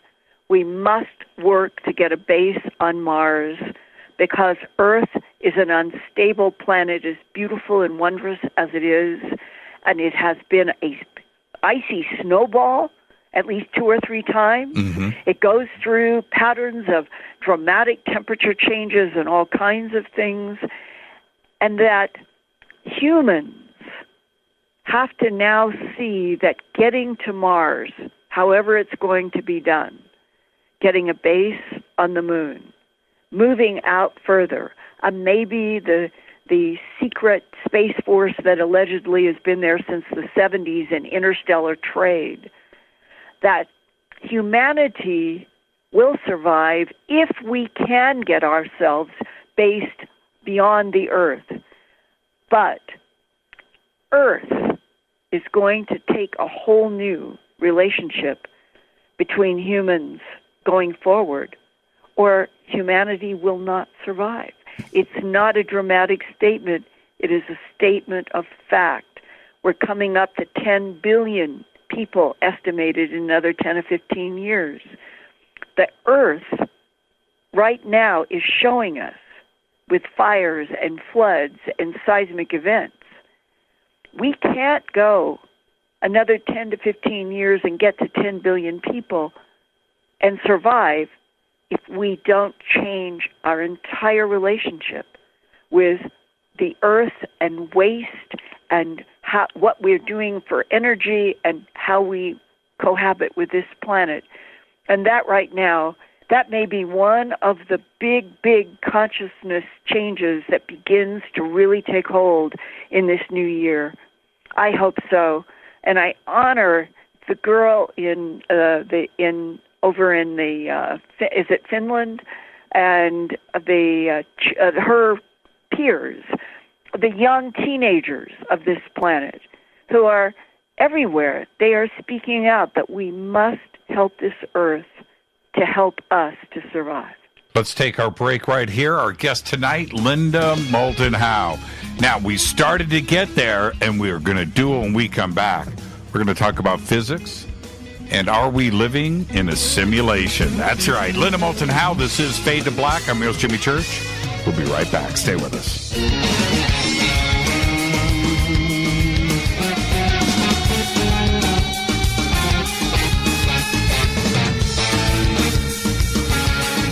Welcome back, Fade to Black. I'm your host, Jimmy Church. You can become an official Fade or Not by going to our membership section at jimmychurchradio.com. Click right there.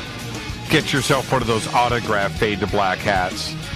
Linda Moulton Howe's got an autographed Fade to Black hat. She wears it all the time. I've seen her do it. Linda, Now, this is the thing. When I talk to physicists, I've had many on this show, or I listen to physicists like Brian Greene or Sean Carroll. We're going to have Sean on the show. Very excited about that. And you listen to what they are looking at. One, they've got the equations, they've got the math, and they're slowly figuring things out, and they're cool with that. What now the research, the one question mark for them is consciousness, our soul.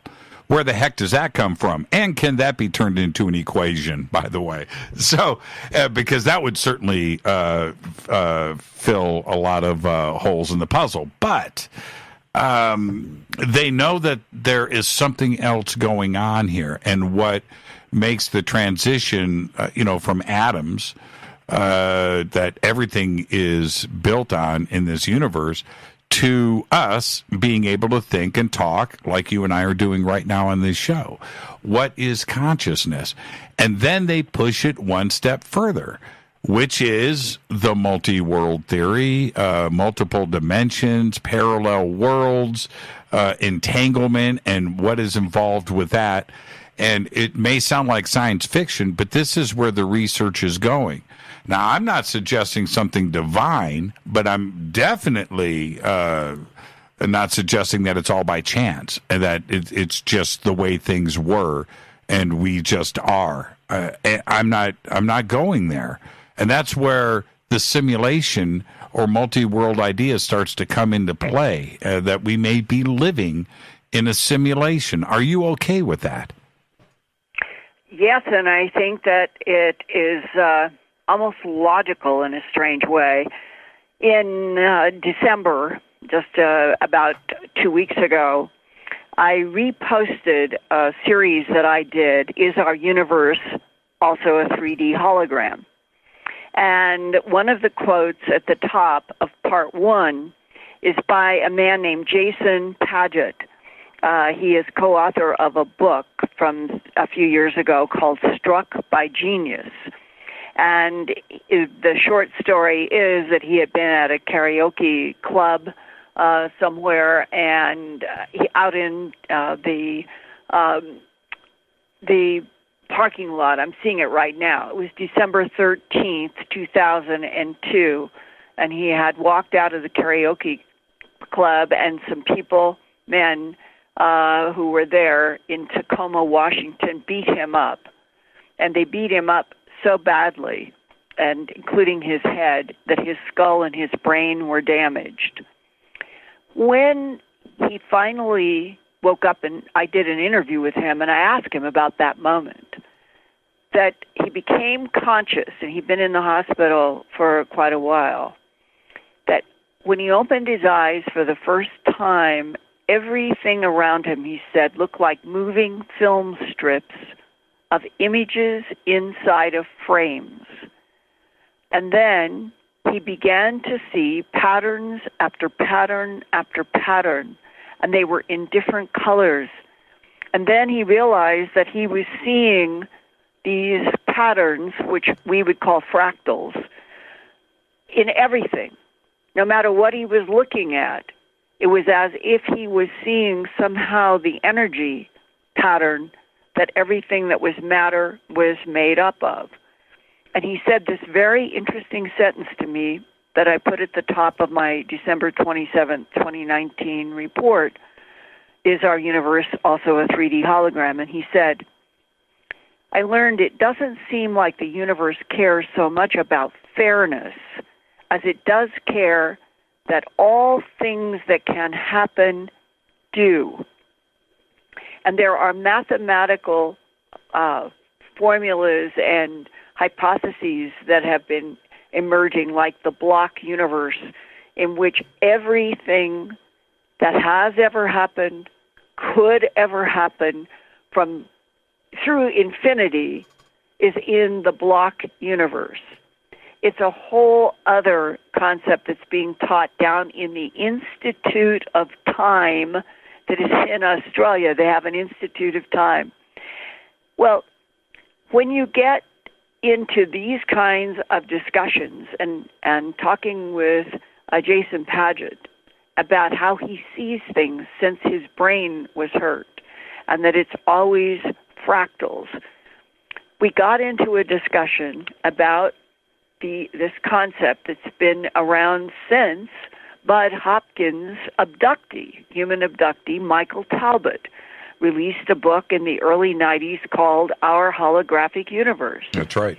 And it was only within a year and a half after Michael Talbot had that book published that he died. And because he had died on a conference airline trip, Bud Hopkins was sitting next to me, and the book had become a sensation. And Bud said, I want to tell you something. He said, Michael Talbot has been one of my abductees that I have worked with missing time and all, and he told me that his book, Our Holographic Universe, was like a big download from the ETs that Michael Talbot was dealing with when he was alive, and that our universe is a hologram. And I remember at the time being confused by that, not understanding what that meant.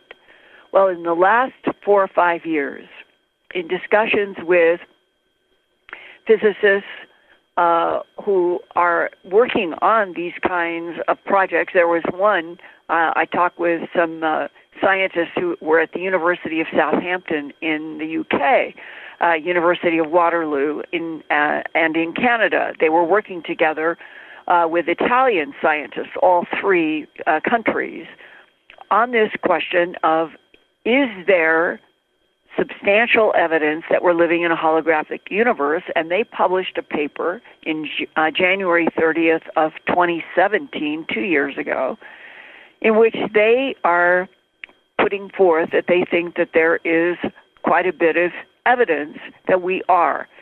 Well, if this is a holographic universe, everybody seems to agree you could not have the projector of the hologram inside the universe. It must be outside and likely in a completely different dimension. And when you get to those sentences, you say, well, if this is a universe that is projected from another dimension and that there are mathematics in papers that are now being done that seem to be pointing in that direction,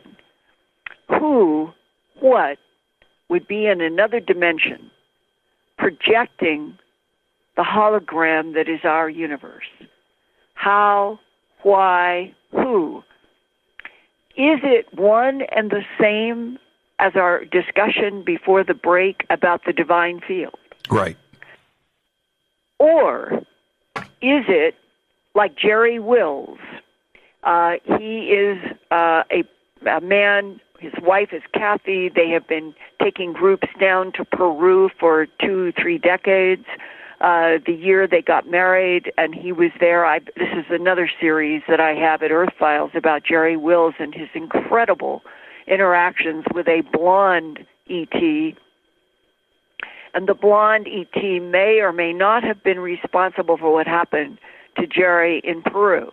But the short form is that there was a huge red rock wall that had a carved door, and he was always fascinated by why would there be a carved door in red rock in Peru.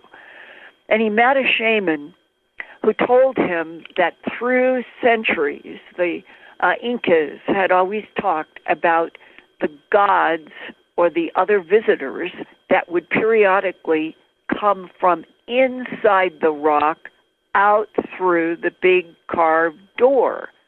And that there was also a way that you could learn, and the shaman told Jerry he could teach him, how you could stand at the door or kneel at the rock door and get in.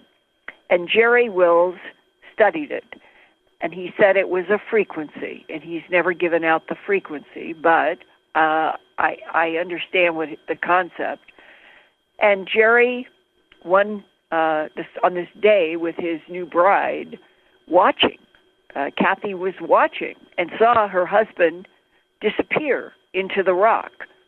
Jerry's point of view was that he was kneeling, trying to concentrate on this very specific frequency that the shaman had given him about moving into the door that other dimensionals come through the rock out into the earth.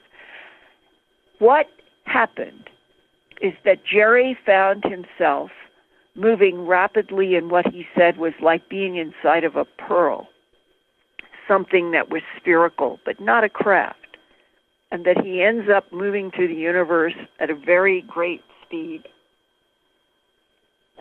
And then he ends up on an all-white,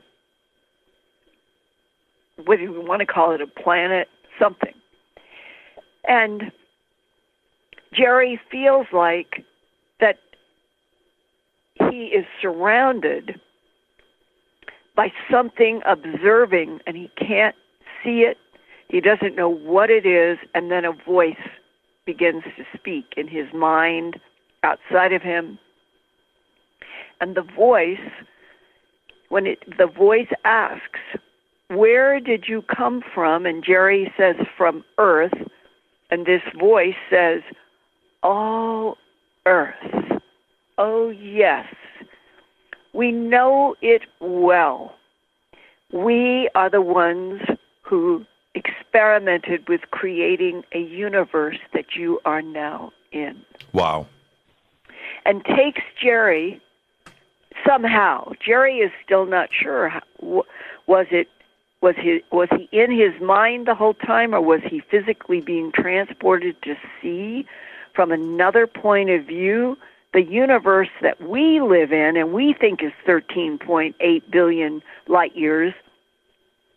And the voice said, "We wanted to do an experiment to see if we could find the original source of life." What a concept. That if could we find the original source of life? And we made your universe. And he said, the problem is we were going to make it of a certain finite size so that we could experiment with it. But we have never been able to stop its growing, and you're in the universe that we made to find how does life begin.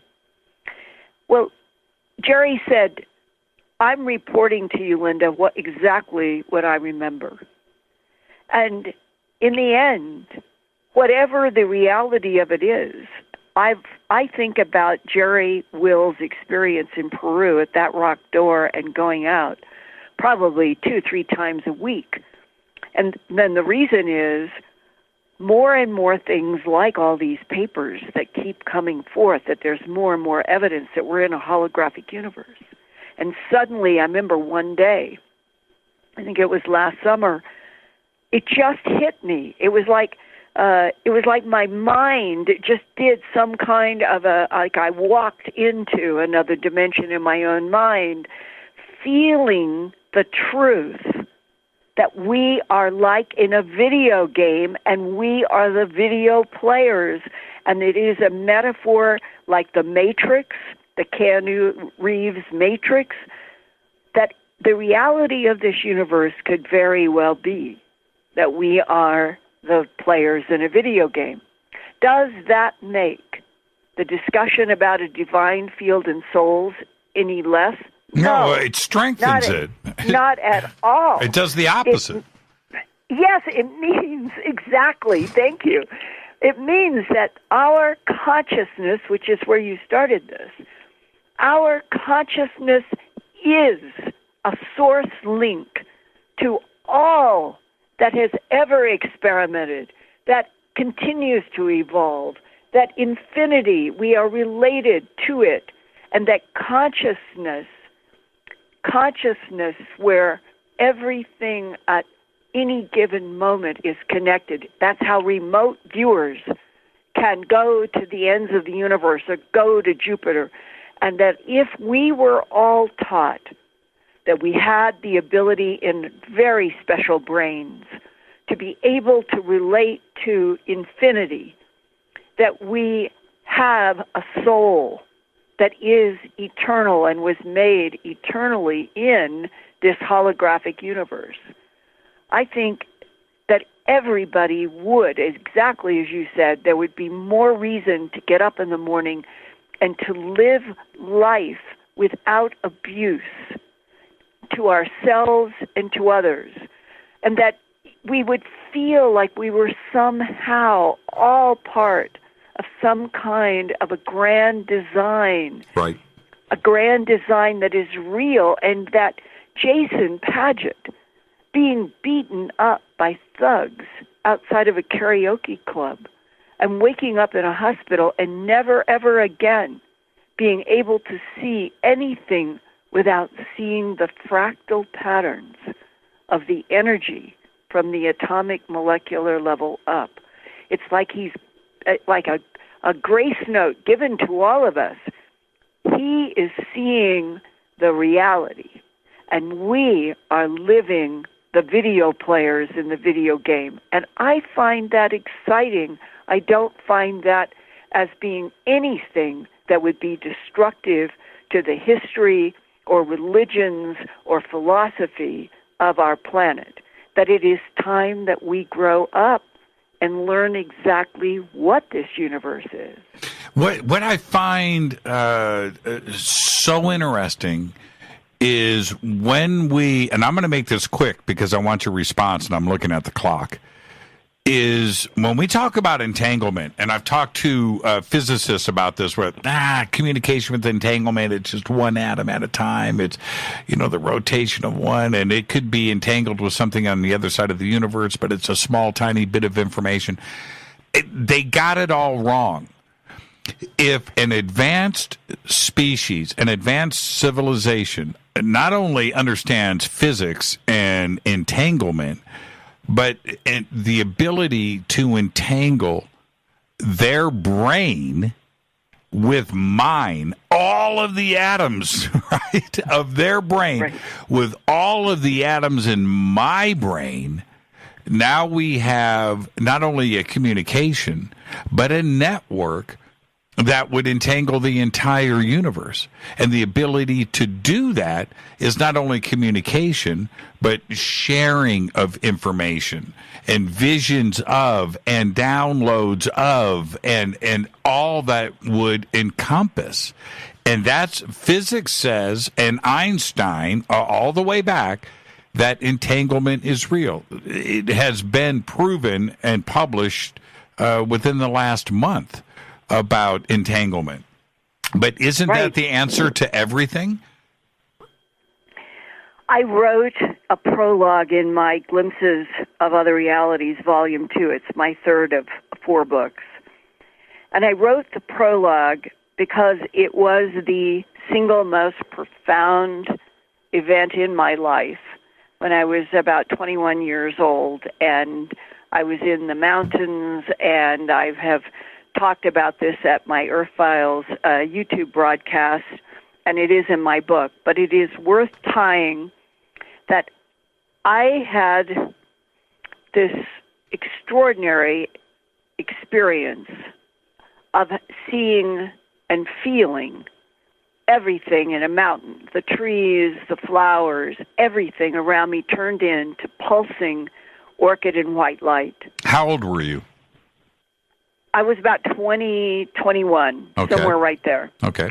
And that as this unfolded, was seeing everything in pulsing light, and then having this feeling of warm jello. It wasn't me. It wasn't my muscles or my nerves that did this. It was something outside me, but that I think is entanglement. It's what I'm heading for. This warm jello feeling as I stood there in complete and total awe on a path on this mountain with everything pulsing orchid white light. And this warm jello lifted up my own hands. I was totally conscious. I was totally aware, but it was like having multiple consciousness all at the same time. entangled with the light. And as my hands came up, being pulled up or pushed up gently by this warm Jell-O feeling, I'm looking at my own hands in front of my eyes, and this thought voice that's been with me since I was a child said, "You are one with the light. The light is one with you, and you are in the hands of God forever." And then all of the pulsing light, slowly, like a rheostat, the brightness of it started going down like on a count of 10 as I'm standing there looking at my eyes, or looking at my hands with my eyes, with those words in my mind. And this thought voice also further said, basically, this is the truth. This is what you are. The earth is, the universe, this pulsing light. Later on, I would have an experience like it was only about 5 or 7 years ago, where I had always had meditation, and I had always loved being out in the sun, where most people don't like being in the sun. I love being in the sun. I've always felt energized by it. And on this one particular morning, when I pulled a shade up and the sun came in on me, it felt suddenly again like that pressure, like that warm Jell-O pressure all the way back in the Idaho mountains. But this was here in Albuquerque in my house pulling up a shade. And as I felt that, it was two things happened simultaneously. I felt hugged, literally hugged by the light. It was the most wonderful agape love, oh my Lord, and simultaneously that thought voice, think entangling your soul, your molecules, your atoms, think entangling all of you in this right at this moment, which is the sunlight coming through the window, which is entangling with photons. And Jimmy, it was absolutely one of the most glorious things outside of Idaho was glorious. This hug by the light was glorious. And I have now been able to have that sort of dialogue or that feeling that when I open up the shade every morning, I have that feeling of the hug and the entanglement. And I think that if we humans could be one and we were taught how to entangle, how to be hugged by light, that how could we ever kill each other? How could we ever hate each other? And that there is something that seems to be moving us to become aware of the holographic universe, to become aware that there is a profound relationship that each of us can have with light, and that with light you begin to feel something pushing your very soul. And once you begin to do that, all of the petty stuff seems to fall away, and that there is a kind of gloriousness about being alive. Physicists, I think this is where we're at right now, in that physicists have been trying to organize all that there is into math so we can understand, right? That has been the goal, to just get this down so we can make sense of everything and we can start to move forward. And in that pragmatic black and white world of equations, they are finding out as they move along that this is not something that was created by lightning, you know, on a bunch of amino acids on a crystal in a riverbank, right? And that DNA just appeared. that they are now taking a very hard look to what this electronic universe and you just brought up protons, right? And light. Photons. Right. Yeah, photons are the particles of light. And Jimmy, this is what do you call it? The magic of the universe. That's right. That if we entangle photons, we could have instantaneous communication from one end of the universe to another, which is what the Chinese are now doing with entangled photons on the moon. That's right. They have the largest. Okay, and what does that mean? Because the other side of many things that we hear is Einstein said that there was a limit to the speed of light, 186,000 miles a second. Mm-hmm. And it takes 8 minutes to get light from the Earth to Mars.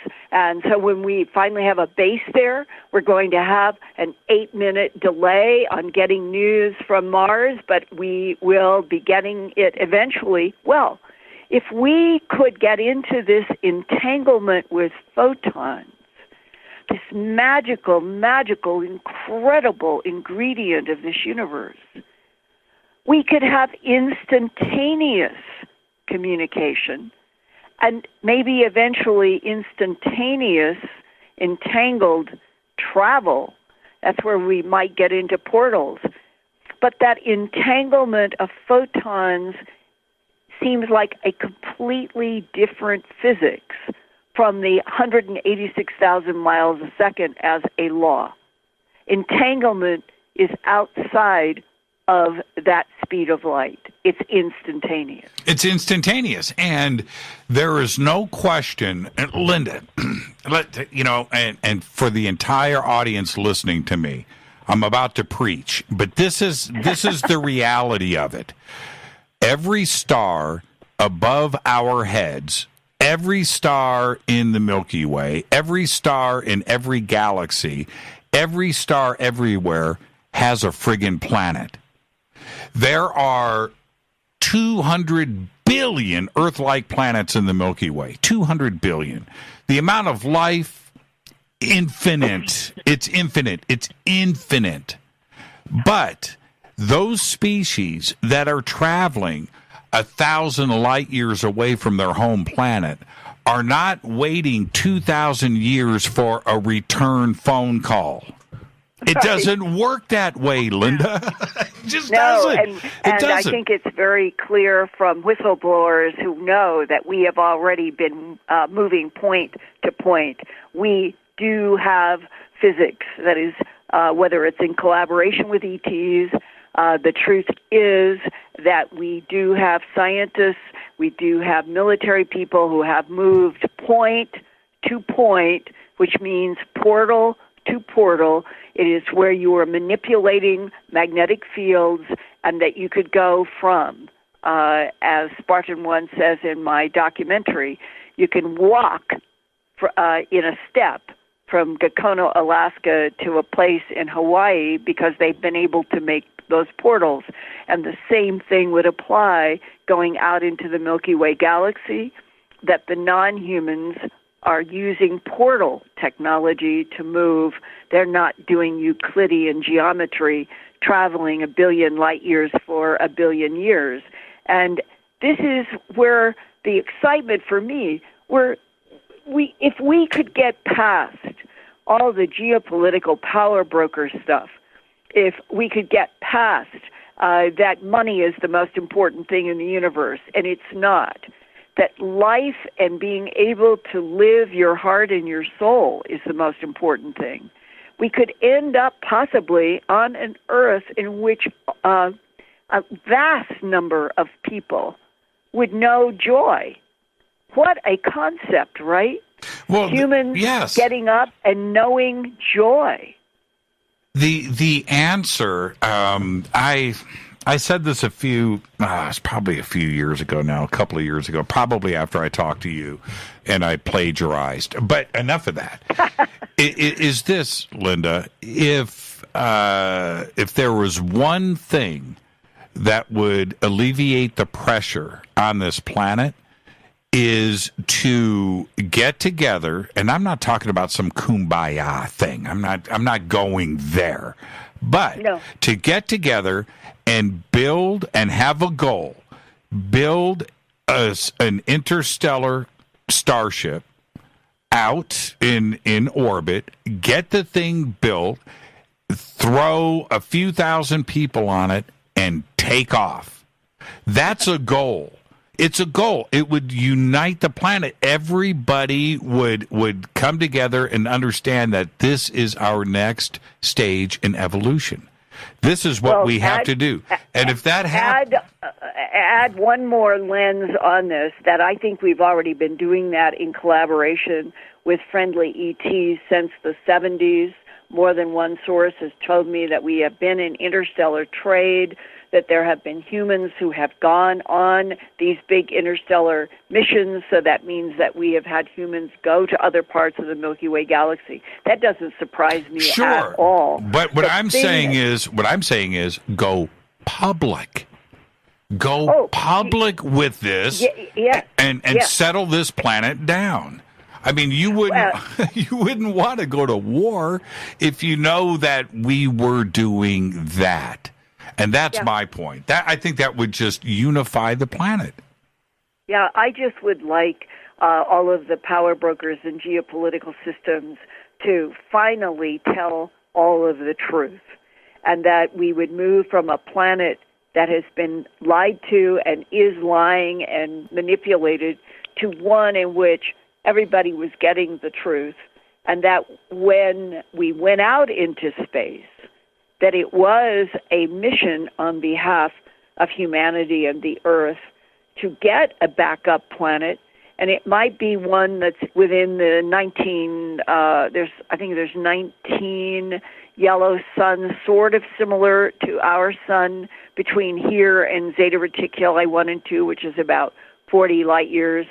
And that if we felt like we were on a planet in which there wasn't China and Russia and the United States and the Koreas and all against each other, what would it be like in which we weren't worrying about attacks or attacking at a geopolitical level on Earth, that everything was going to get us as a world out into space for humans to survive. Do you feel that it is in our DNA, something that we could fix, of course, but do you think it's in our DNA to eventually have conflict? Do you remember in Arthur C. Clarke's book in the Rama series, where they put, I forget the number, but it's like 5,000 humans on this ship, and they take off, right? Leave the solar system. And all is good in the beginning. But eventually we have black markets, we have trades, we have gangs, we have struggles for leadership. And it was the micro version of the macro Earth. Right? That no matter what, inevitably, we're going to go down that road. Do you think we would take it to another planet where it wouldn't be perfect, that it's just in our DNA to have conflict? I think you are hitting something that is a truth, that we were manipulated, that sentence in that document said, extraterrestrial biological entities manipulated DNA in already evolving primates to create this series of humans. And I think that there is something in the human DNA that's territorial, that competes, and that all of those ingredients, they work two sides of the street. Some of it is what gives people the energy and the happiness to get out into the world and make things and build things and do things and have goals. And then there is that other part of that same energy, which is self-destructive. And they kind of are on two sides of the same coin. So you're making a really good point. And then the next, to me, the next thing is, humans can learn and they can grow and they can evolve, and that maybe that is where we ultimately are headed if we're going to survive, is entanglement with light. In the new TV series Mars, which is excellent, I'm waiting for season 3 now. It touches upon everything that we are talking about here, in that we establish a colony on Mars, and there is a second colony on Mars, and the two of them are now, one controls water, one is, has electricity. They're sharing it, but eventually, what happens? Right? Power struggle, conflict, and we're just talking about a few thousand people on Mars. The next thing you know, it's exactly what went down between Egypt or whatever, and Jerusalem and Syria. All of the classic conflicts throughout time, Rome, are now happening on Mars. Is there a way, like with CRISPR technology, right, to go in and do the snip on the angst genes, right, the conflict genes? See, this is one of the most difficult subjects in the history of the world. It's called eugenics. The concept that you would then, somebody, the you, the they, would say, we need humans that are all like this. Right. And genetically we will make them. Well, from everything that I feel about the planet, and I've traveled everywhere on the earth except in communist countries and stuff like that.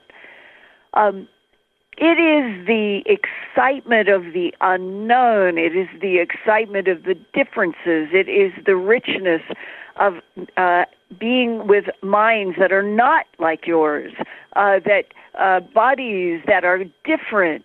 And it seems to me that if we were on a planet where every single person had exactly the same IQ, was exactly the same shape, exactly the same everything, it wouldn't be the vibrance of Earth.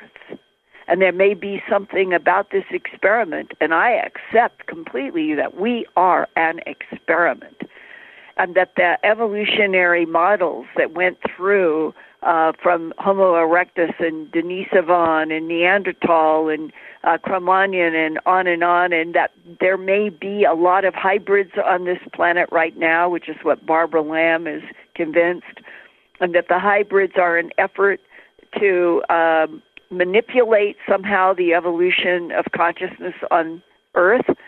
I accept all of it, because I really do think that there is this divine field and wants all of the souls ultimately to choose to return to the divine field. And at the biggest level, then, you would automatically, in a variety of all that is Earth, with power brokers always trying to have more than everybody else, that something is at work in which the power broking doesn't answer all of the problems, and that humans are beginning to find within themselves, having to do with race, having to do with the sexual problems, all of it, that if we could grow up more and we would look at each other the way that beautiful concept in Greece, the agape love. Agape love, it's, you look at a baby, or you look at a kitten, or you look at a precious life, and you feel pressure in your soul, you feel pressure in your chest, looking at something that you truly love at an agape level can bring tears. To me, that is the level that all humans really want. Everybody wants to be happy and to know love and security. That's really what everybody wants, no matter how they play it out. And that this could be that we, as we go into space, ironically, the cold, difficult, challenging space trying to get a base on Mars and the moon, it could be that will be the beginning of when humans on this earth begin to understand agape love with each other. If that happens, we might survive as a species. Yeah, because it must be this way. I haven't traveled to space. I don't know if you have, Linda, but I haven't traveled to space. But certainly listening to other astronauts that have observed the planet from up there, the only conclusion that is consistent with everybody that has had that opportunity is that they look back at Earth seeing it as nothing but fragile, right? That it is not what you think it is. That's right. And that's everybody needs that lesson, right? But we can't do it. Everybody can't be an astronaut. But how do we convey that thought to everybody on this planet? And certainly it would help. And Jimmy, that is coming right back to how I felt when I saw that headline, 500 million to 1 billion life forms in the last 2 weeks in Australia may have died because of all the fires. And there was that feeling of wanting to vomit, and then there was that feeling of wanting to cry with all of those animals, all of those species, and all of the humans that are there. And when you feel that to me is the center core of our best, that we have that. It is like entanglement. We are entangled with other life. And when we feel it, and when we feel their agony, then to me, we are beginning to grow up and evolve. And we are on a planet that is fragile, and it is unstable. We may go through a lot more volcanoes and earthquakes and floods. And whatever this experiment is about, and I think it is an experiment for at least 2 million years from Homo erectus to now, there has been evidence, and I've talked with military whistleblowers who have said we do have allies, and they are concerned about us. And if those allies out there that are not Homo sapiens sapien but made the experiment on Earth, and that some of the whistleblowers and remote viewers feel strongly that we have allies and they have concern, that maybe part of the experiment is exactly what we are all living through. And if we make it and we get a base on Mars and the moon, and we finally get that headline, we're not alone in this universe, and we are finally introduced to the friendlies and the neutrals, and we learn about the hostiles, that's when, Jimmy, entanglement, holographic universe, other dimensions, other timelines, all of it, it won't be words in a book. It will be an entire species that evolved for 2 million years through everything it's been through and comes out being able to travel in our own solar system, in the galaxy, with concepts of other dimensions, other timelines, portals, and then they will start living it. And maybe that's what the experiment is about. Yeah, because when, simulation theory and quantum mechanics and quantum theory and theoretical physics and all of these aspects of the equations come into play, because once one thing falls, everything falls, right? And when that happens, I would say the majority of this planet, educated or not, is going to go, well, it makes sense, because there had to be something more. This couldn't be all that there is. And then we move forward. And I'm okay with that, Linda. I really am. I don't think people are going to go into shock like we're led to believe. And there's one last thing. We were talking about religion.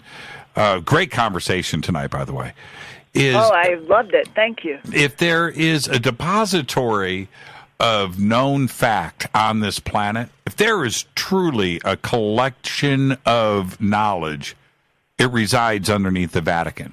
All right, they've been collecting this stuff for a very long time.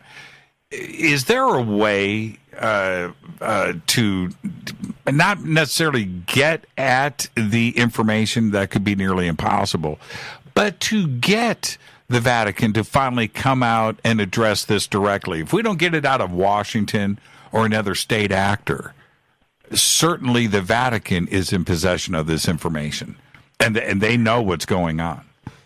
And sadly, that whole evolution was always one of power and competition. That's right. It's the biggest paradox. It is truly a paradox.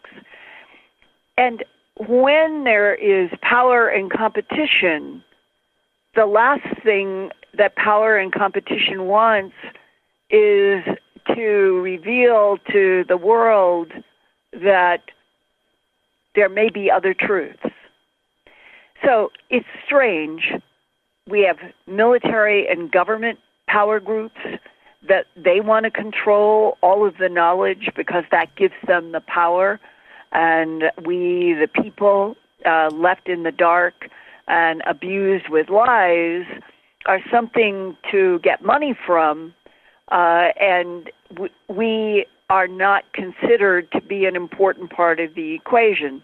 And then strangely, when you come to some of the large forces, such as what has been behind the evolution of the Vatican, it's very similar. It's truly is similar. The military government and what has been behind the Vatican.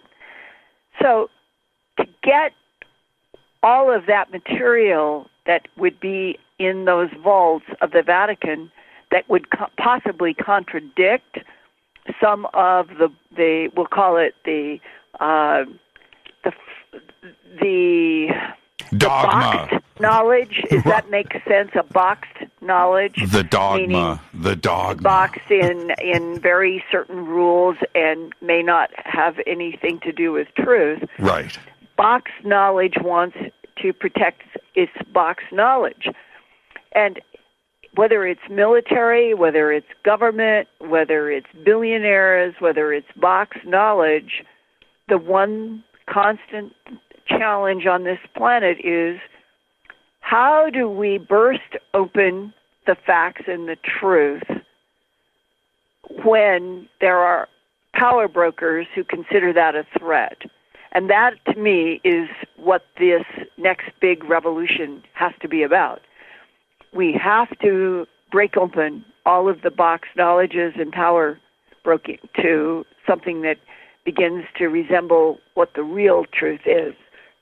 And how it happens, I think that sometimes in your own life, have you ever had something happen that was just so stunning and so shocking, and you couldn't have prepared for it, you couldn't have created it, and somehow something in your life just explodes and you go a completely different direction?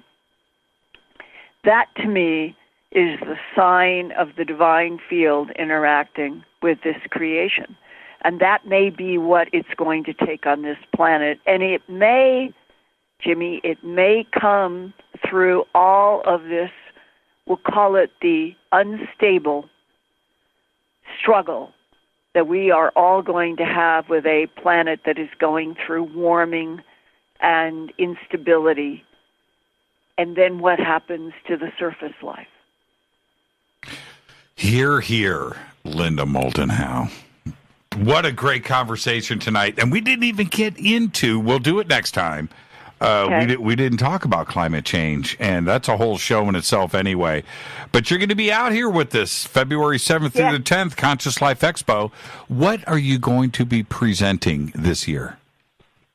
I am doing 2 updates, one on all my bismuth, magnesium, zinc work that people have heard about through my books and through Earth Files and TTSA. But I have something I think that's going to be very special to share with people about why this layered metal might be really important. And then I'm going to be doing an update on all of my Antarctica work because I've done the film that is out, and I have talked to everybody about Spartan 1 and 2. Well, I have been getting other whistleblowers with other information, even other photographs. And I'm going to be doing an update from whistleblowers on Antarctica architecture that is definitely there, at least 2 miles under ice. And as Spartan 1 said to me the first time we met and talked, what right does any power broker on the earth, this century or any other century, have to keep humans from knowing that there are huge structures not made by humans deep under the ice of Antarctica, and they could be 34 million years old? Why do we all not have a right to know everything that is there? What right do they have? The answer is none. Linda Moulton Howe, you are the best. We'll see you in 3 weeks, and I'm very excited to have you on the panel and to see. And you know what? I think I might introduce you, and we'll see. we'll see you in 3 weeks. Thank you so much for giving this wonderful space to have this wonderful conversation, Jimmy. You are the best, and I look forward to seeing everybody and getting hugs at Conscious Life Expo, where we all feel like we are kind of a family after the truth. Thank you, Jimmy. Yeah, thank you, Linda. And everybody can view the trailer for Linda's new film, Antarctica, Alien Secrets Beneath the Ice, over at earthfiles.com. Safe travels, Linda. We'll see you in 3 weeks. Take care, Jimmy. Thank you. Linda Moulton Howe. And we went pole to pole, coast to coast on that one. I've got to roll credits and get out of here. Linda Moulton Howe, Conscious Life Expo in 3 weeks. Again, earthfiles.com. Check out the trailer for her new documentary, Antarctica, Alien Secrets Beneath the Ice.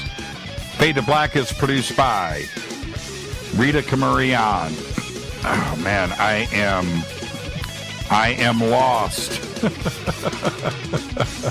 I'm lost with my credits. Executive producer Rita Camurian. Shows produced by Hilton J. Palm, Renee, Dennis, and Bob. Announcers are Steve Harder, Gene Vito, and Mark D. Kovar. Webmaster is Drew the Geek. Music, Doug Aldrich. Intro, Spaceboy, spaceboymusic.com. Fade to Black is produced by KJCR for the Game Changer Network, and syndication is KGRA, The Planet. This broadcast is owned and copyrighted 2019 by Fade to Black and the Game Changer Network. It cannot be rebroadcast, downloaded, copied, or used anywhere in the known universe without written permission from Fade to Black or the Game Changer Network. I'm your host, Jimmy Church. Tomorrow night, right here on Fade to Black, Scott Wolter, America Unearthed. Until tomorrow night, I want everybody to be safe. Go back, Lee Tappy.